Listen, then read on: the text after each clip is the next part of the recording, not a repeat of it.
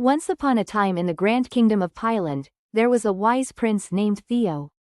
His father, King Alden, was growing old. So, the king told Theo to prove his wisdom. To prove himself worthy of the throne, Theo must pass the 3 trials of decision-making. The first trial led Theo to a grand gate with an inscription, "Only the brave may enter." Are you brave? If brave, the gate opens. If not, the gate remains closed. Beyond the gate, Theo came across a fork in the road with 2 signs. Choose your path. Left for riches, right for adventure. If left, you will find a treasure chest full of gold. Else, you'll enter a dangerous forest. For the final trial, Theo had a different tests.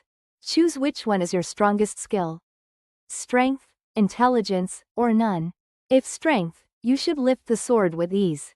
Else if intelligence, you should solve the riddle. Else you should return home and train harder. Theo chooses intelligence and solves the riddle. Theo passed all trials. He is now King Theo, the wise. Just like in Python, decisions shape our destiny.